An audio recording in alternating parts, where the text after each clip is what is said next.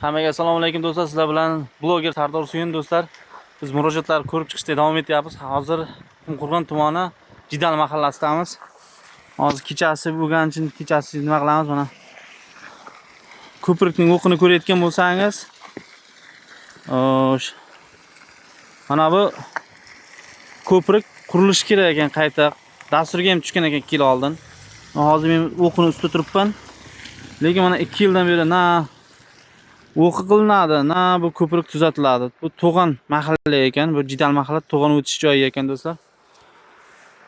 Umid qilamiz ushbu muammoni